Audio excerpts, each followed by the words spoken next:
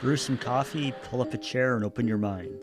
Today on Science versus Conspiracy over Coffee, we'll be discussing AI. We'll be right back. Welcome back to the show.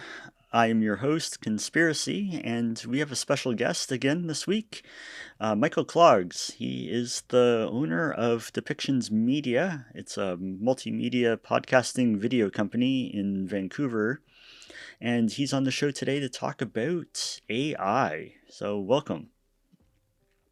Hey, glad to be back, Bob. I love your show. Let's talk about all those things that uh, that kind of scares and freak us out, right? Exactly. I you were showing one of my favorite conspiracies that I believe in my heart that hey, we made it to the moon and we made it back and safely. Yeah. Yeah, if anybody's listening who hasn't seen the show, about the moon landing, we did an episode a little while ago about it, and I talked about some interesting alternative theories, I guess, for it. Yeah. um, but yeah, so we're talking about AI and how it's going to ruin our lives, how the machines are taking over. What's your take on AI? Okay, because I have done some programming. I'm just not very good at it. There's guys out there that do a way better job at programming than I do. Hmm. But here's my actual take on this is it isn't the computer itself that I'm worried about taking over. It's the guy who hired the guy to program the computer. He's the one that really worries me Hmm. because what is his agenda when he had the damn thing built? Right, because people don't do stuff out of the goodness of their heart, at least at that level. um, these corporations. So, what is the agenda that's behind? What's their motivation? Yeah, Yeah. well, I mean, and there's a lot of this throughout history. Um, the town crier was sent out with a agenda to inform the people of I'm coming to take your damn tax money. Hmm. Cough it up, buddy. Right? Right. Um, and with that greed idea in mind, um, are are they building AI because it's all over the place now, and we don't just don't really talk about it. We talk. I know we've talked about there's a talk about open AI and some of the things that it's in all of our households. If we have a smartphone, Hmm. if we log on to Google or Facebook or Twitter, it's like the algorithm is AI. Is it Hmm. not?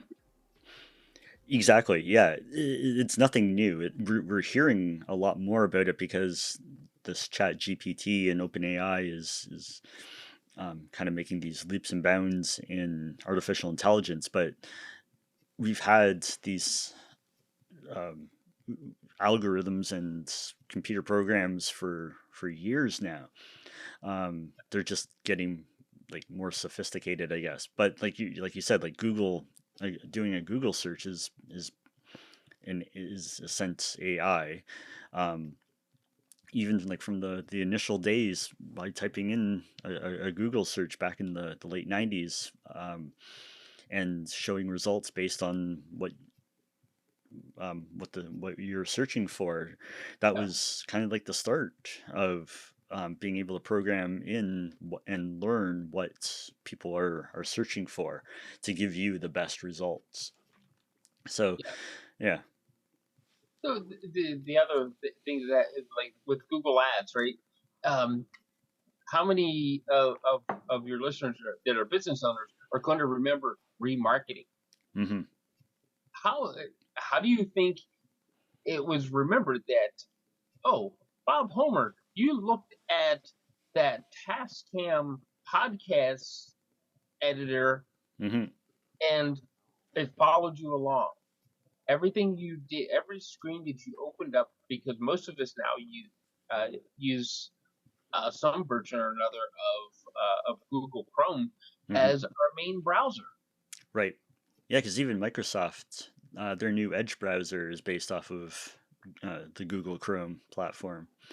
Yeah, Um, yeah, exactly. And over the years, it started off with when people were just on their desktop or laptop, and doing all their searches from one computer. But then as smartphones evolved, and tablets came out, Google adapted their algorithm to multiple devices. So you can start your search on your computer, and then on your way home from work, on when you're on the bus or whatever, and you're checking your phone, you can pick up right where you left off, and the whole time it's learning your patterns.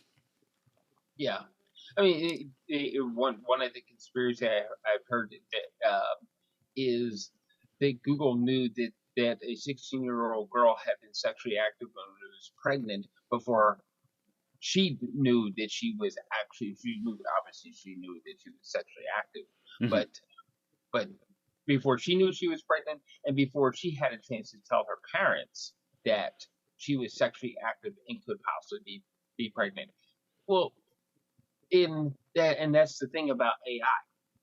It can learn to that point, Hmm.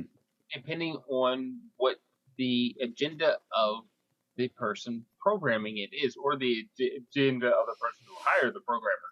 It's and like I said, leading back to it's like when people build systems with just the idea of greed in mind, Hmm. how much crap can I load into somebody's house, and it's like it can be kind of scary that this little thing is following you around everywhere. Exactly. So let's just go back to that. Who are the people involved? What's their agendas? Um, so the Open AI project, and it hasn't really been around that long, um, but it's made some huge progress. It was started, I guess, in 2019, with an investment from Microsoft of about $1 billion. Um, and then this year, they've already invested around $10 billion in 2023. That's one hell of a paycheck, isn't it? That's one hell of a paycheck. So you got Microsoft. Elon Musk was an early investor and board member. He pulled out as a board member, but he's still an investor. One of the other groups is, and I'm going to butcher the name of this, but the Koslog Adventures, um, Khosla. Um, anyways, I'll get the proper name, the proper pronunciation of that. Um, but it's been documented that they actually have ties to the CIA as one of their front companies. Um, and they have some pretty significant board members. Tony Blair uh, joined as a special advisor in 2010. Um, Former Prime Minister Tony Blair. Former Prime Minister Tony Blair, 2010, he became a special advisor.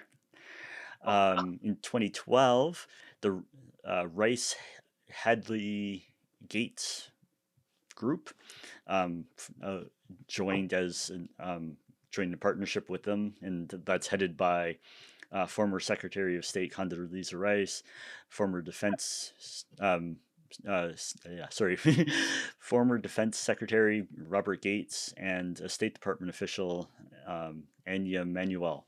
yeah, and if I remember correctly, um, they were they held those positions under George Bush Jr., shall we Hmm. say? Yeah. Interesting.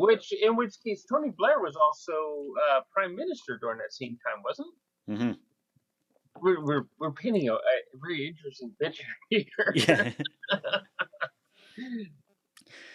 So yeah, so those are the people that are behind AI. So or like the Open AI project. Um, and then we have the other one, the other kind of competing one, the Mid Journey, which is the other kind of graphical, um, like Dolly image generation using user prompts and everything. Um, and you got to look at it says it's a self-funded project on their website, but the advisory committee are people from Apple, Google. Um, so you got to really wonder, even if it is quote unquote self-funded, Yeah, it's backed by some of Silicon Valley's biggest players. yeah. You know that that self funded thing is like it means I don't want to tell you who's invested in me. Yep, exactly. But it is some of the really big when you talk about Apple and Microsoft, and a lot of people kind of ignore Elon Musk, but Elon Hmm. Musk was back in the beginnings of now I want people to hear this correctly.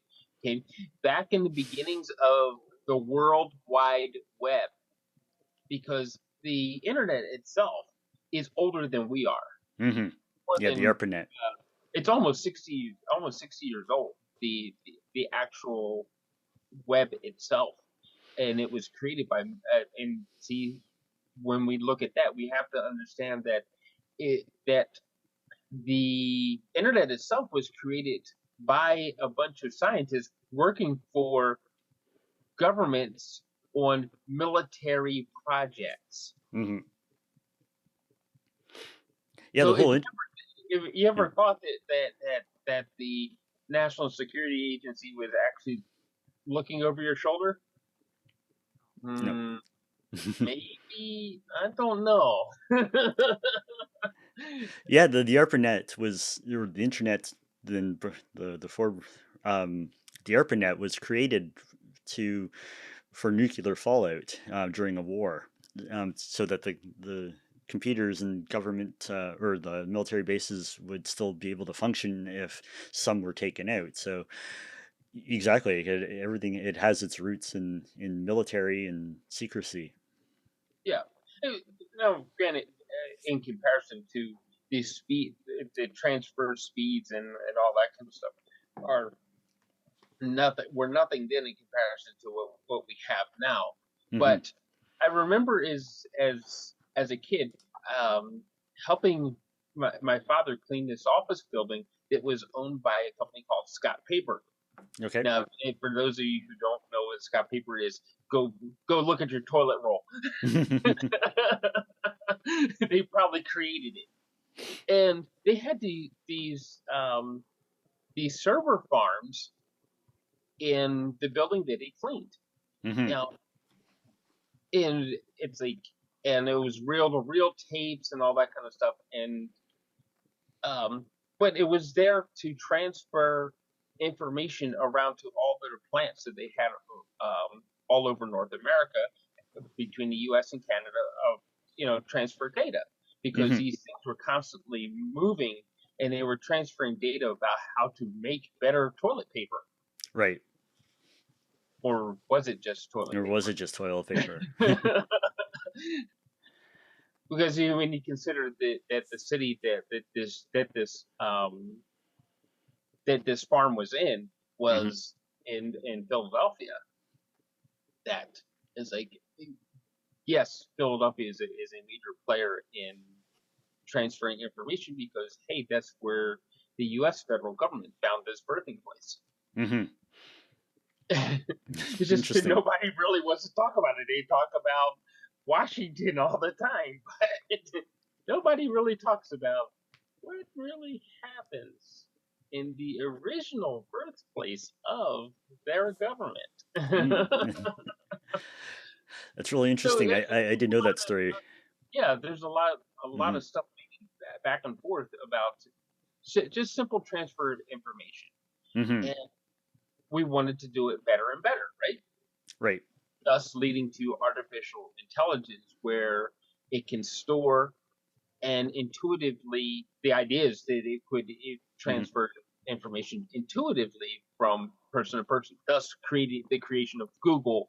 And hey, I know, I'll sit in my university dorm and I'll create a communication platform that connects all of us university students around the world. Yeah. Sound familiar? Well, in the early days of Google, it's documented that they received funding from the CIA and other government agencies to, like you said, work at transferring information back and forth. Yeah. Yeah. Um, and then what was I going to say?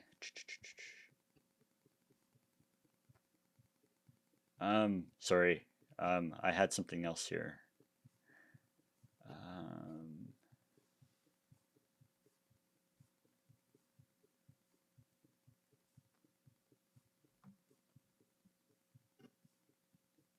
Obviously, I'm cutting this part. Yeah. Yeah. um, Time. yeah. No, because I was going to say something about, um, but I thought I had it in this document, but I guess I don't. Um, it doesn't matter. Oh, Um, data. okay, so let's jump over to um, some of the stuff that you were telling me about earlier about in your video production, you use a service that translates your voice into text. Yeah, I do actually. And it I don't use which reminds me that I was shut that off. Okay. Um, I use Otter.io. Okay. Now, of course, the .io I believe leads us to Iceland, doesn't it? I'm not sure where that one. We'll double check on that, but I think it I think so. But anyway, Hmm. um, so I don't use with the big name chat GP. Was it GP or GT? GPT. GPT. Yeah, Yeah. I was missing something there. Um, I don't use the more common one, but I've been using Otter.io for about 5 years now, Okay. and it and see here's where the rub comes in, because the reason why I use it is because I'm dyslexic. Right. Okay, so these tools can be really handy if you have an impairment somewhere. Hmm. And I know other people who have autism and things like that. Or Asperger, shall we say? Because too many people want to go to Rain Man and Hmm. I can count the toothpicks. No, that's not just that's a rare thing. It's not. I'm not going to say it's not real, but it's such a rare thing. But Hmm. there's impairments where okay, I need to store that thought so I can go back to it later on. So I open up, and it's as simple as again, leading back to AI, I can simply just go, "Hey Siri, open Otter," Hmm. and There it is. thus there's my Otter screen, right?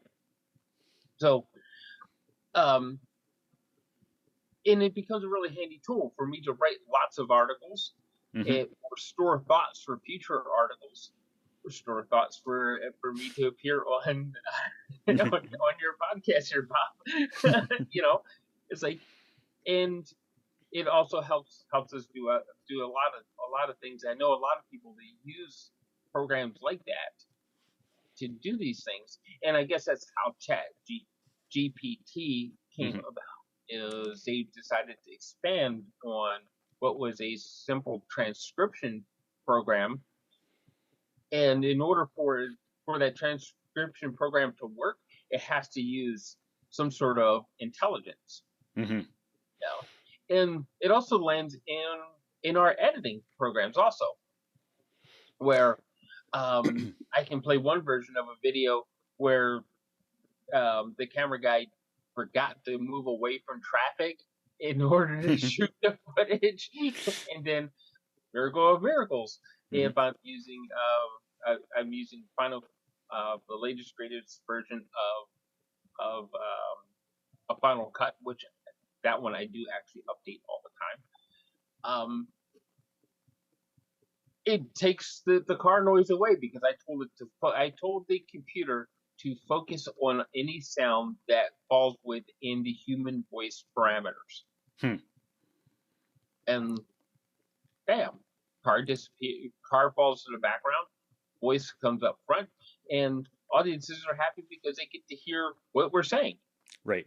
even if we are standing in heavy traffic. Hmm. That's amazing that it Yeah. has that ability. Yeah. So it's we can't say term artificial intelligence as evil. Hmm. It's leading back to who is behind it and what their agenda is.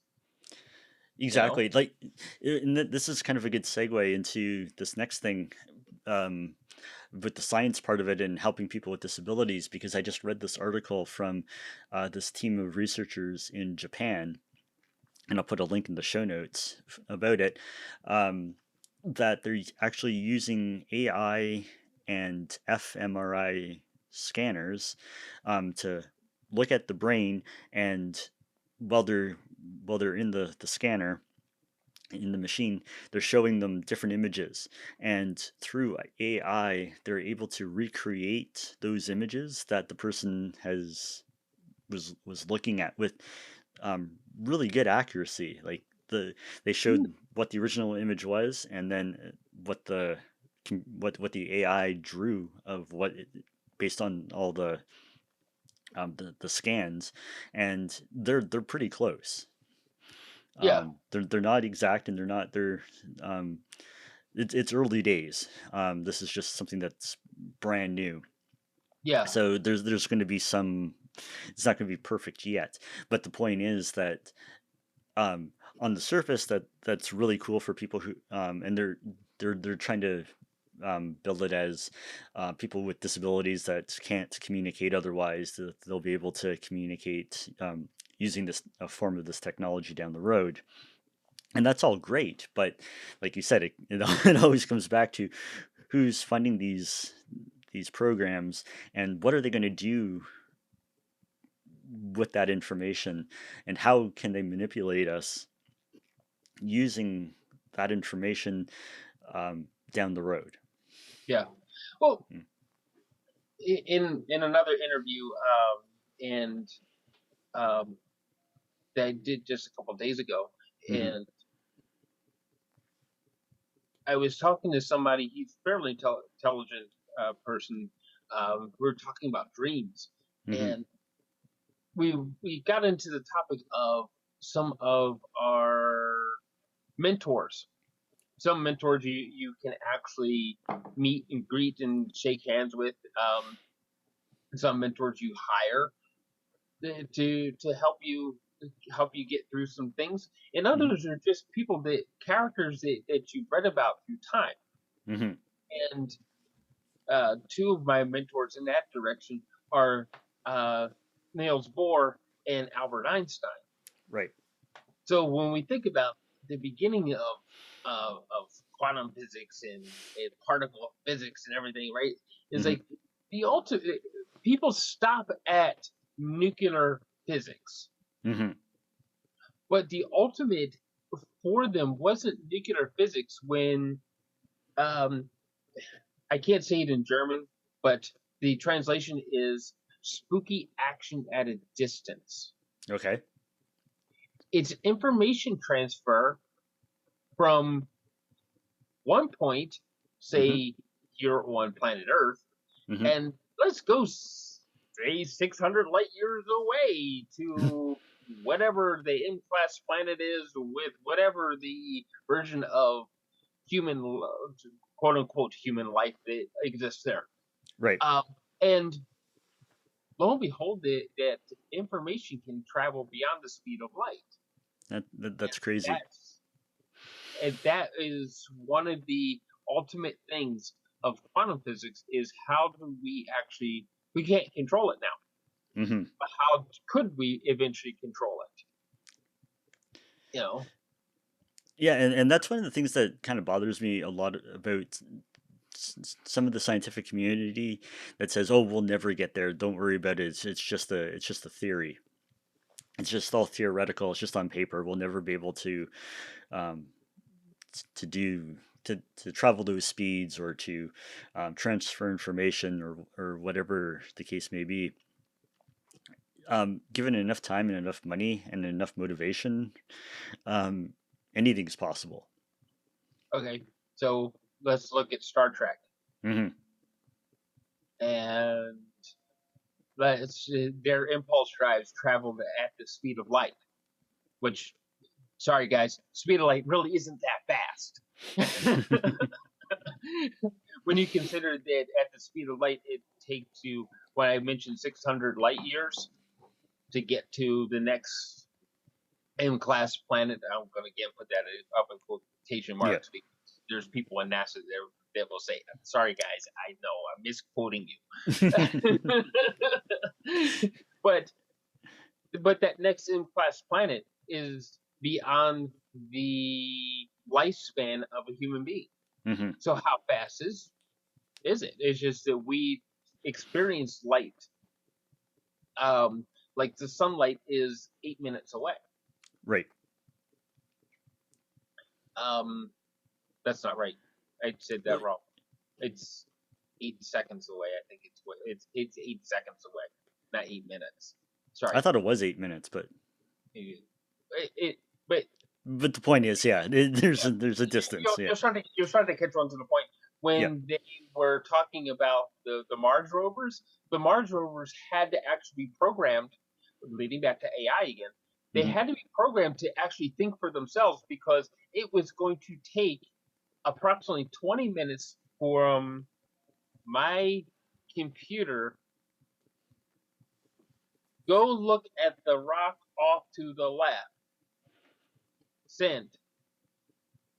20 minutes later, the Mars rover receives a message from me saying, "Oh, well, shit, dude, I'm already I'm past them, 20 minutes away. yeah, I'm away from that rock now. What do you mean? You want me to go back again and look at it, right?" So that there's the speed of light for you because as far as we know, information travels at the speed of light. Well, the spooky action at a distance actually shows that information travels at the speed of information, Hmm. and we don't know what it is. Yeah, that's So pretty incredible. there's a conspiracy for you. It's like how do we discover and has somebody in these Google Farms, Facebook, Twitter, Chat GPT, all the have they actually discovered how to move information at the actual speed of information, not at the speed of light? Hmm. Yeah, it amazes me. Like even back in the mid to late '90s, when I was first getting online, and I had a dial-up modem at 14.4 kilobits per second or whatever. Um, and seemingly, like you watch the image come in like this, but still, you're doing a search. You're going to a place, and seemingly instantly, you're getting results back. Um, all this information is traveling from like across the planet. Um, to your computer, and it's loading up, and even right now, like we're talking video It, through the phone lines, through the cable fiber optic lines and everything, and it's instantaneous. it, so think about this, folks. Okay, so Bob and I can talk.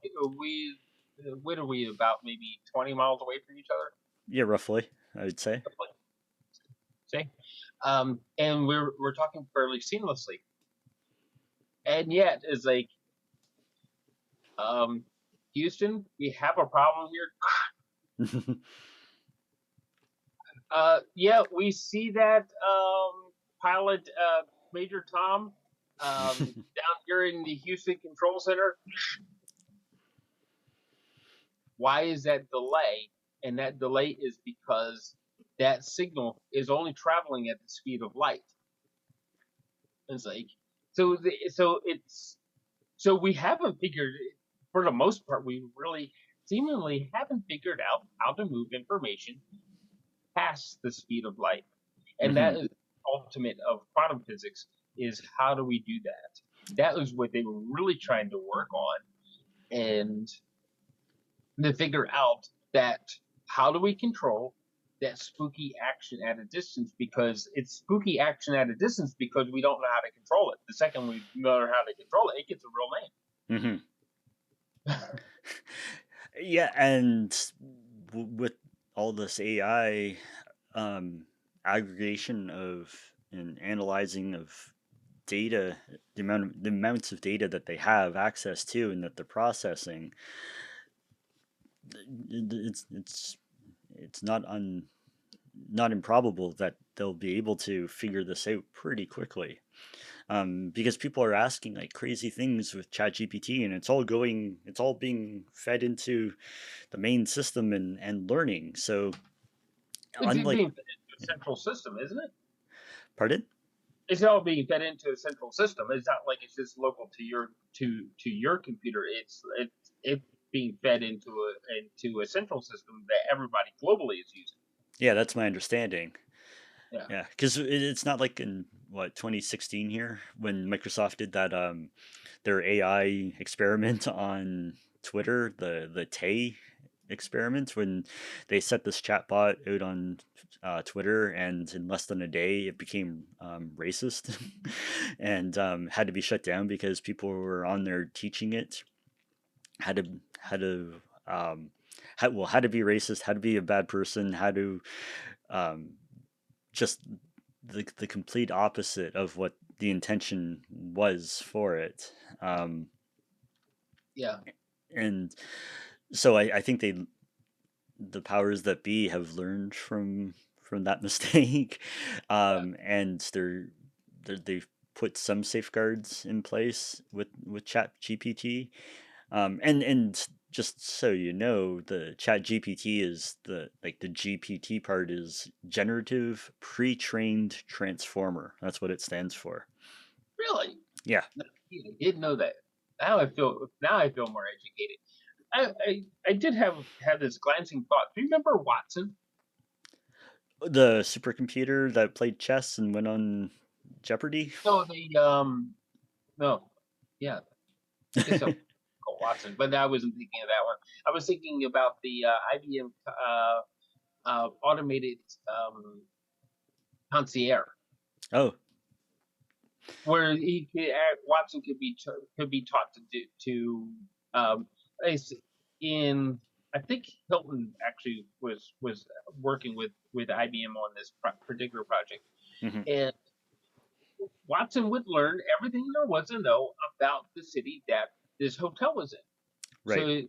if you were to and he was this cute little looking little robot thing or whatever, right? And if you went up to him and he said, "Hi, Watson, I want to find where to go buy the Hope Diamond in this city."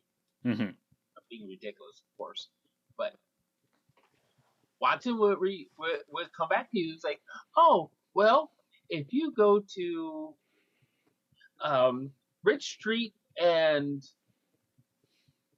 High and Mighty Drive, Hmm. diamond shop that might suit your needs." Right. So it's like, and it was a cute little thing, and concierges around the world, they got in an uproar about it. Hmm. Leading into something with Chat GPT, Yeah.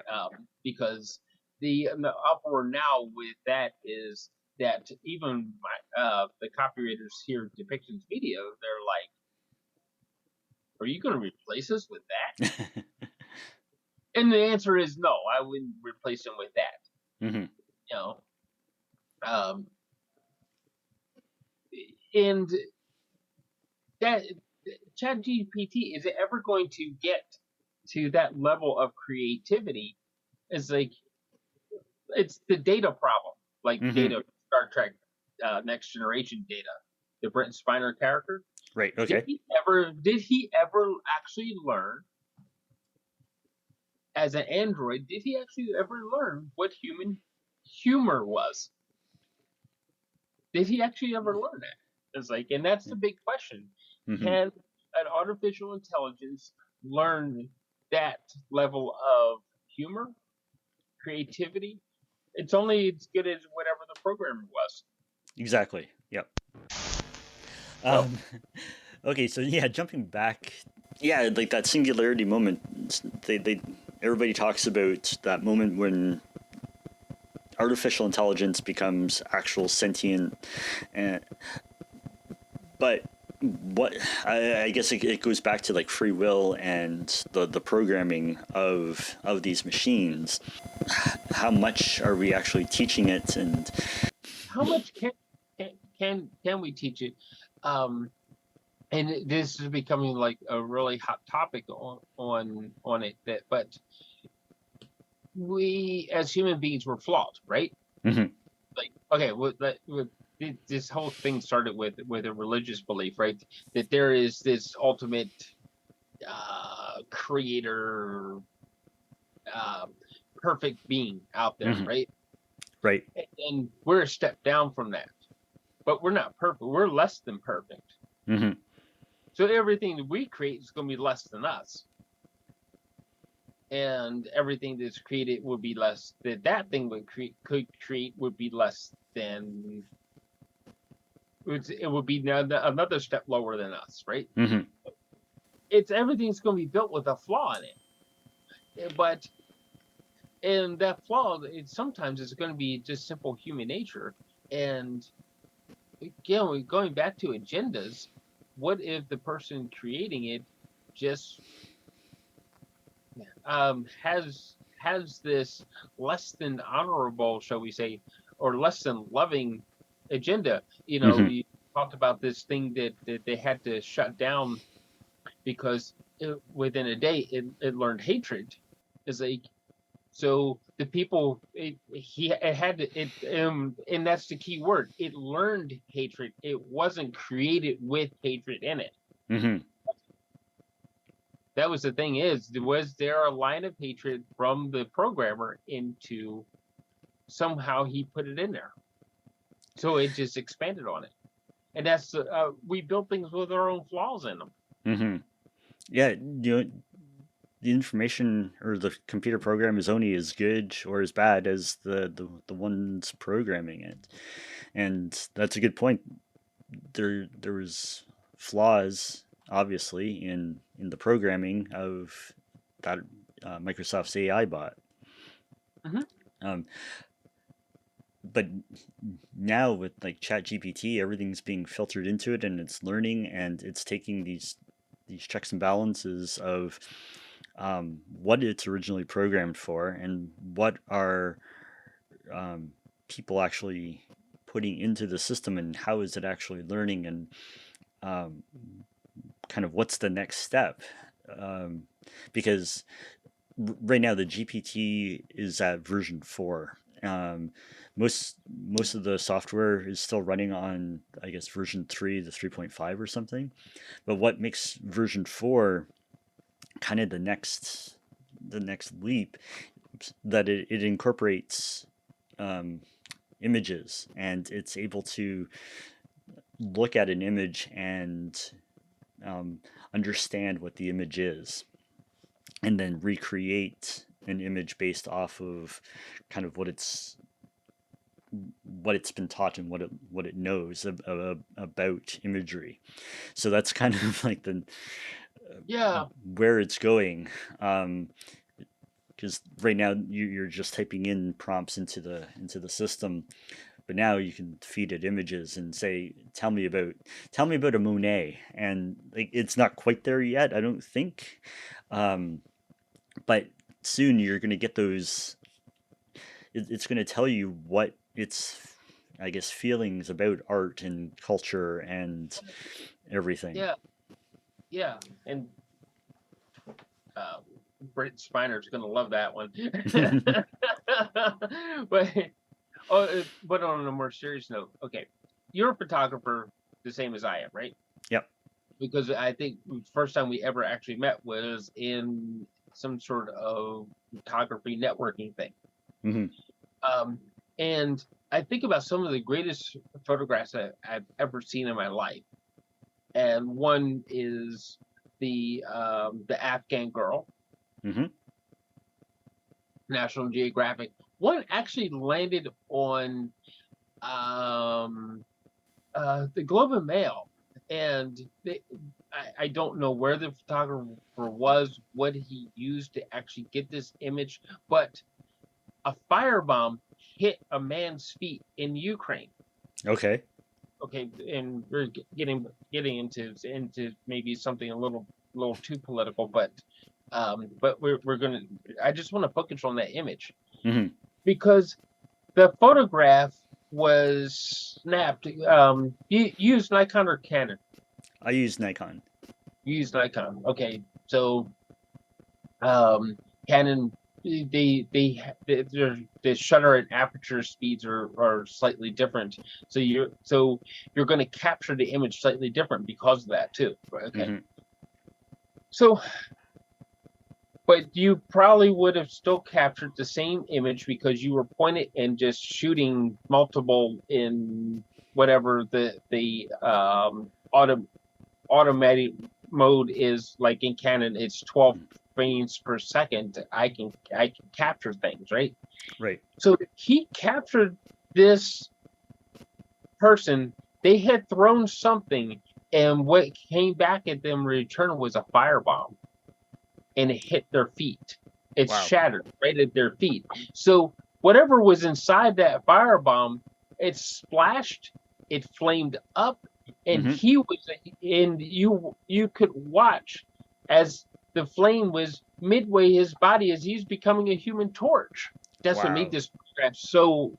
It's like that this guy captured that. So how do you teach that feeling of like, oh my God, one, Hmm. what was going through the man's mind as he was becoming this human torch because he's now been splattered with whatever the incendiary material was that was inside of that firebomb. Hmm. And as a photographer, whatever you capture through that because you're focused, right? Oh yeah. Yep. So whatever you capture with your camera gets buried into the back of your brain. Hmm. How do you those emotions, how do you teach a artificial intelligence that when it looks at that image to think about what was going through one, the person who was just lit on fire, Hmm. and two, the person capturing that image. How do you teach that and teach it with a compassion Hmm. to Yeah, that's really interesting because there's a lot to consider in images like that, like newsworthy images, because there's like you got to also apply like the context of the situation, because depending on um, what the situation is, people are going to have um, what was the motivation of the person throwing this this fireball, I only and focus on two, yeah, right? Yeah, so what like, was he do thinking? they feel justified doing this? Like, what were they protecting? Like, these are like all Right. things that are because obviously the person doing the act, throwing the fireball, feels justified, that it's important enough to them, and they're the good guys, and the other side is the enemy.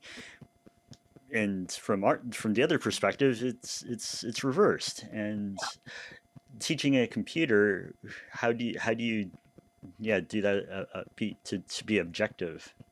Yeah. Yeah. So going back to the Afghan girl, right? Hmm. Uh, And geez, think about the app that particular photograph with, but she is this about 56, 57 years old now, Mm-hmm. right? No longer a little girl, but her her house was destroyed. When you look closely at the image, you see that the hijab that she was wearing, I'm calling it a hijab Mm-hmm. for lack of better, uh, uh, that she was wearing was scorched because she narrowly escaped being burned up because Mm-hmm. somebody had destroyed her home, lit it on fire, or whatever. I don't remember the details around it because that image was politically motivated. Mm-hmm. It wasn't just National Geographic wasn't in the area because oh we heard that there was this little girl with these pretty eyes. Right. He was in the area because he was a photojournalist trying to capture. I don't remember if it was uh, the Afghans fighting back against the Russians or whatever it was, but that's why he was in the area is because he was a photojournalist trying to capture the human indignities of war. Mm-hmm. Which That has, was what yeah, the story was, yeah, yeah, you know. with that political agenda behind it. Who are the people Yeah, again? Who are the people yeah. So funding it? how do you teach we're poking fun at GPT, but how do you teach GPT to understand that? Mm-hmm. Like that complexity. How do you program that into something and how do you actually get it to teach it so that it's we also have to remember that as especially if you're a photojournalist and we've the two of us were we weren't photojournalists, we were event photographers and things like that. Mm-hmm. Um, I have done some protests, but not that type of protest. If there Mm-hmm. was thoughts of violence, I would not go because Right. I've been putting myself in the fray. In which my hats off to these guys who do that. It's like, hey, you're a lot braver than I am, Mm-hmm. or you have a different purpose than I am. I guess is more to the point. But yeah, having shot some protests, it's like where people are marching through the streets of North America, like we want equality, we Mm-hmm. want equal pay, or one of the more um, they were protesting here over India's treatment of Kashmir, which is half a world away from where we were, you Mm-hmm. know, but we weren't going to get firebombed, we weren't going to get shot at. Right. It's like, so how do you teach people to how do you teach the chat GPT to remain neutral and open and be open to a story? It seems that it's going whoever's feeding the image in Mm-hmm. could have a political agenda, and then the intelligence learns the agenda. How do we filter Exactly. Right, and that's what I think is the one of the big concerns with what's happening with Facebook and some of the social media platforms. Excuse me, that it because it's you're on there. And I was watching I don't know if you've seen the show or heard about it. Rabbit Hole. no, It's I the haven't new seen rabbit hole. yeah, it's the new Kiefer Sutherland series. There's only three episodes out right at the moment, but it No, deals with yeah him on it TV. it's on Paramount Plus. Okay. Um, Jen and I watched that last night, and I don't. This is a fictional TV show, but I can see this fact being pretty accurate because it talks about social media and how AI, big data is able to process and pinpoint. kind of like what you were talking earlier about the pregnant girl, teenage girl, being able to map out who, getting to know the users, and it was saying that after only 10 likes on Facebook, they're able to know you better than um, uh, know you better than your closest friends after like 100 likes. Kind of paraphrasing, but it's like this. But after like 100 likes, they know you better than your parents, and after like 300 likes, they know you better than your spouse. So being able, I again, this was a fictional TV show, but I think it's probably fairly accurate to the type of information and the type of processing power that they're able to do right now. Yeah, see, we're going back to the algorithm thing, Hmm. So and they know what you're thinking when you want it. So when you're on social media, they can be pushing news stories um, that put you in this like echo chamber of um, whatever side of the fence you're on. You're eventually only going, and pretty quickly, just get stories from that one perspective. yeah, So I think that's important to when you're on these platforms. You have to be aware that you got to fact check, um, and you got to look outside the bubble every once in a while, so yeah. you get Well, different perspectives. that was the thing. Um, Someone suggested the social dilemma as a documentary, and I Hmm. was watching that. It's like, now here's kind of the interesting thing about human human behavior and and in some of the data that they're actually collecting. It's like I'm sitting here watching. I'm watching. I decided to watch it. I pushed it up onto my TV via Apple TV, right from my phone to Apple TV, Hmm. because I think it was on Netflix or something like that. Hmm. So I just pushed it up there onto my 50-inch screen in the living room, right? Because I Hmm. didn't want to watch it while sitting in on my 32-inch screen. Right. Actually, what it actually boiled down to is there's limited beverage and comfort in here, and there's more comfort in the living room, and I can actually have like a bowl of chips and popcorn Right. and my what Makes sense. my Yeah. favorite beverage. It's like it's like a 90-minute film, Hmm. right?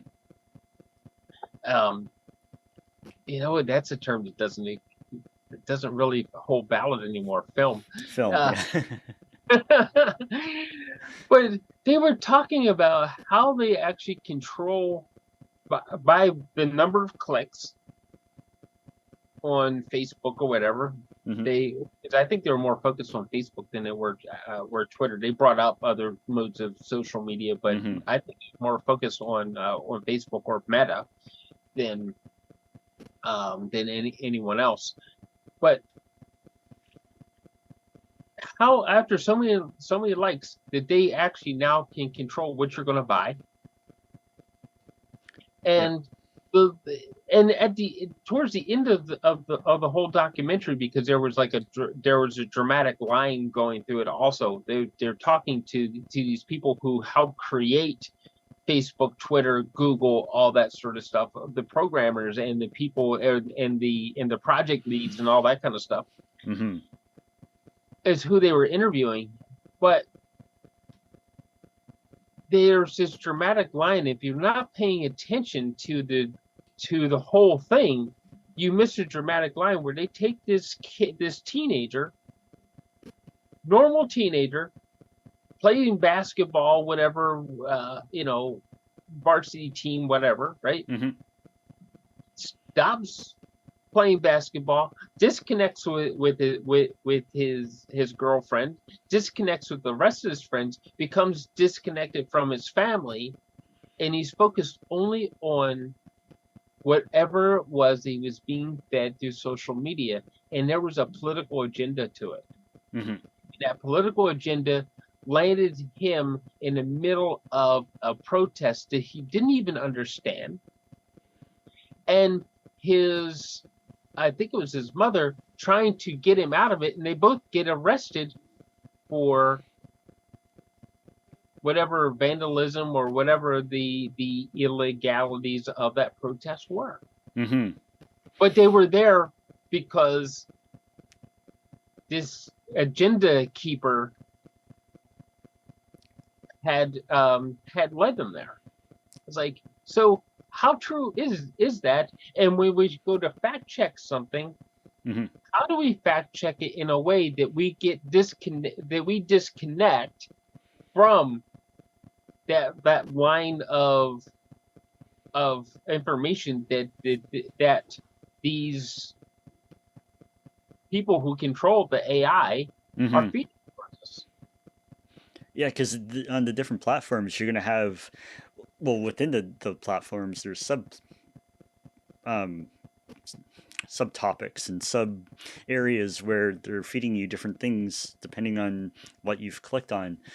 So fact checking, you're absolutely right. Fact checking has become a huge problem because how do you know if you jump from Twitter over to like Apple News or Google News that that information isn't politically motivated, or it's still based on what your past history likes and dislikes and what you want to see. So you're only going to be able to find stuff that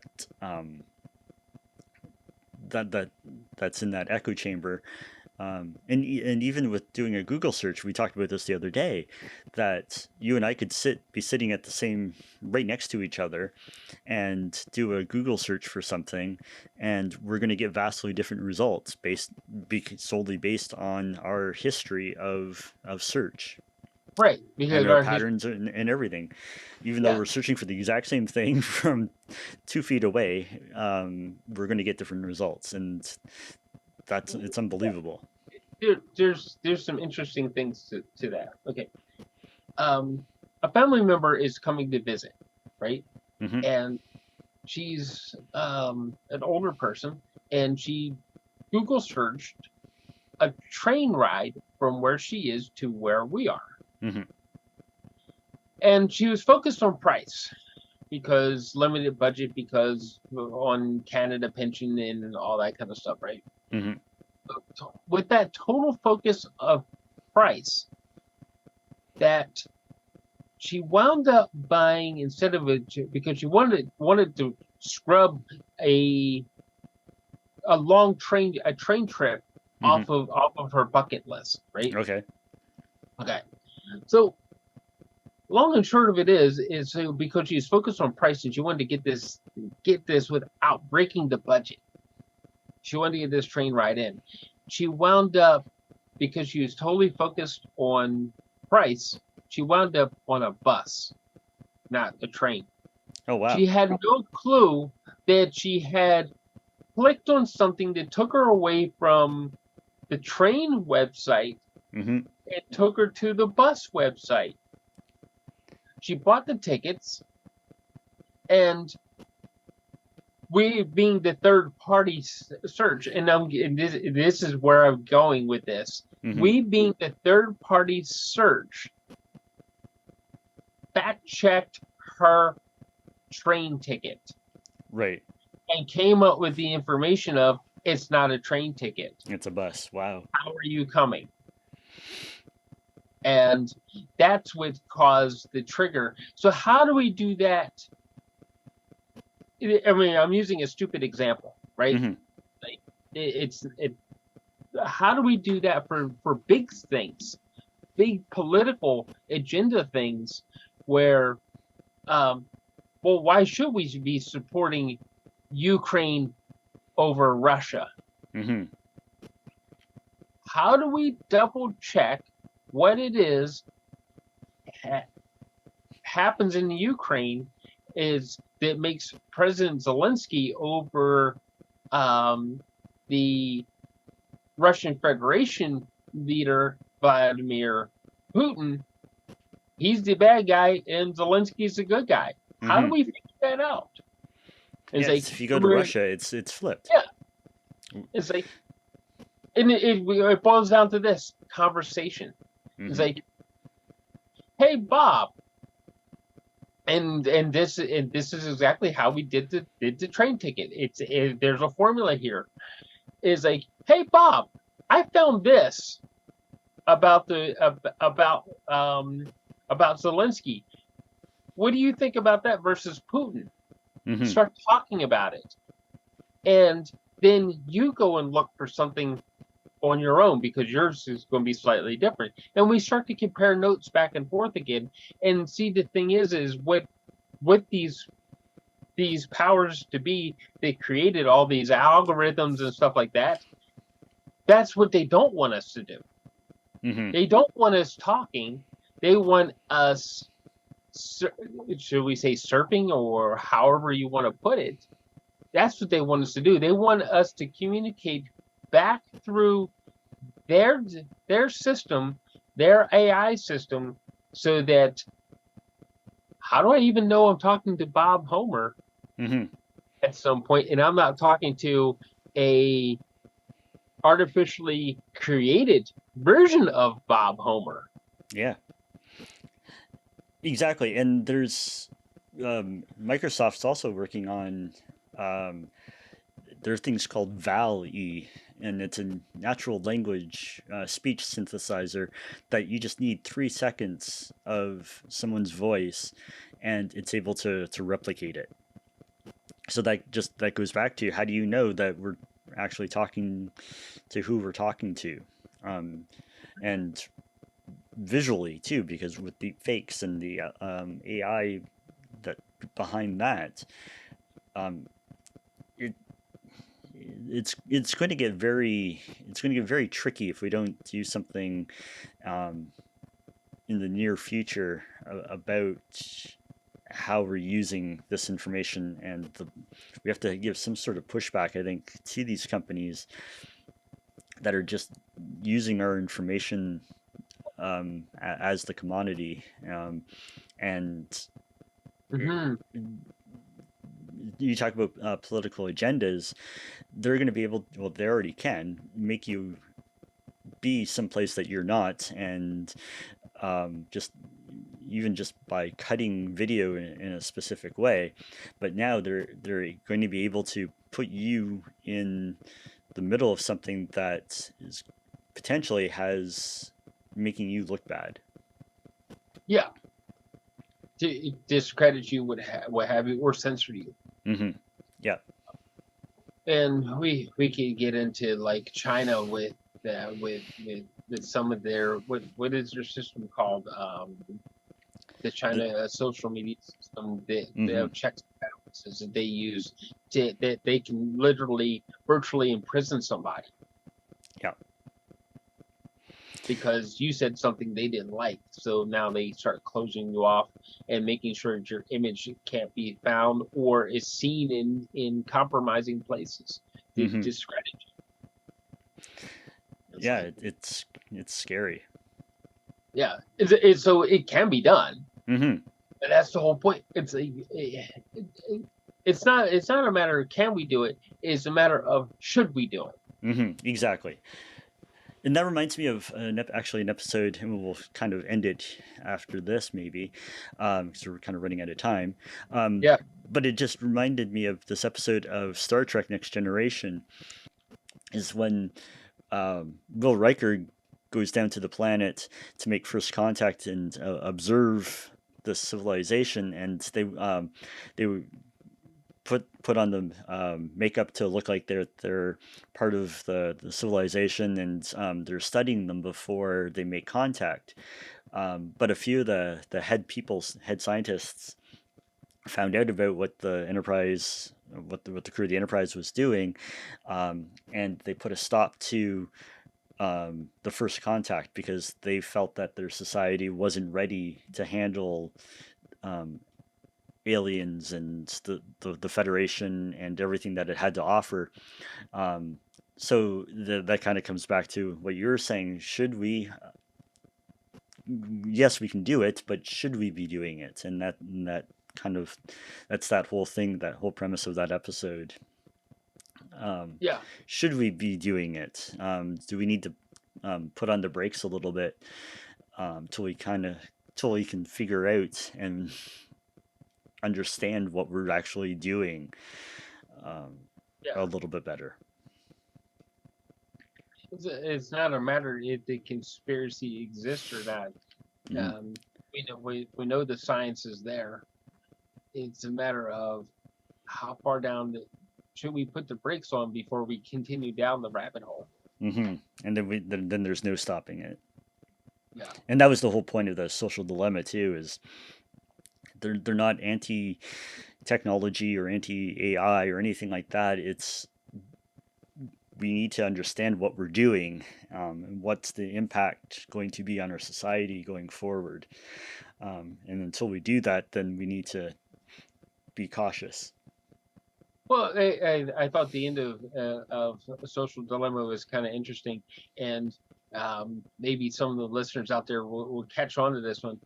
That each one of them said that had children Hmm. said they limited the the the use of the smartphones, the computers, the screen times, and all that kind of stuff. These are the people who created it, and they're Hmm. limiting their children from being on it. Yeah, and even Steve Jobs, when he was still alive and had his kids growing up, he wouldn't let them use a smartphone or a computer or anything like that. Like I guess his second family, um, because he's the one that was building the systems and he knew could see Yeah, the dangers of what they're being exposed to. So yeah, we have to be cautious. I guess that's the big yeah, takeaway.